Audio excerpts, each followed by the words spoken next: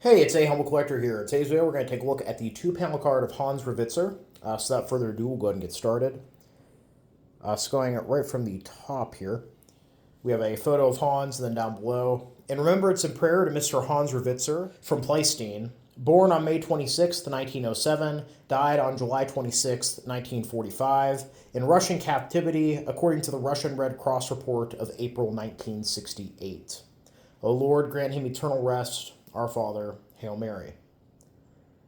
So, right off the bat, we have a very sobering note here that even though Hans died in 1945, his family didn't actually receive a report to that fact until April of 1968. Well, until a report from April of 1968. Who knows how long after that it took before they actually were notified. And, it's hard to imagine, right? I mean, Hans had already been dead for 23 years by the time that a Russian Red Cross report noted that he had died.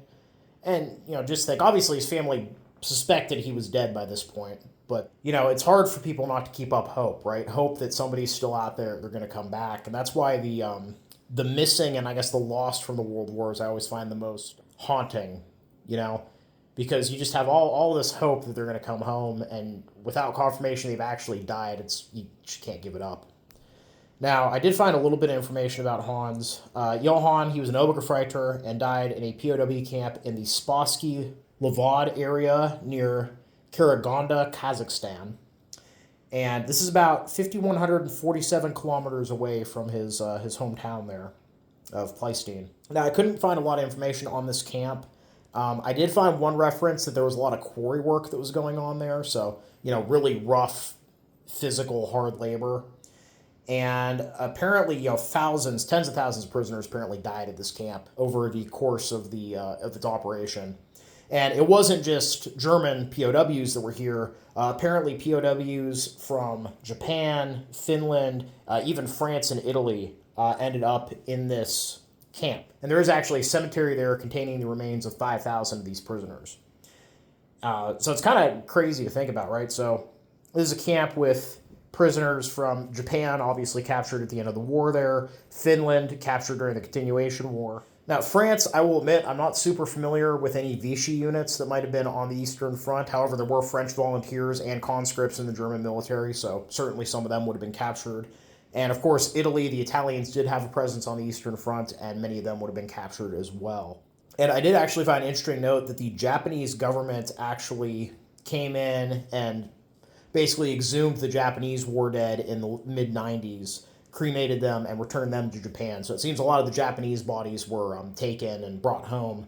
But yeah, to this day, there's apparently 5,000 graves at this camp for many of the POWs that died there. And on the back of the card, we just have a picture of Jesus crucified. Yeah, really, I don't really know how to end this video. It's just very sad circumstance for Hans' family, that they had to wait over 20 years to get confirmation that he had died. And it's not an uncommon case. You see a lot of cards for guys that died in POW camps late war and then post-war. And not all of them have this call out here, which certainly seems to me to be a bit of a dig at the Russian Red Cross, understandably so. But a lot of cards that I'm assuming were printed in the same time frame in the late 50s into the 60s for guys that, died post-war. I imagine there's a lot of those that just don't have that note on it, that they weren't informed till, much later.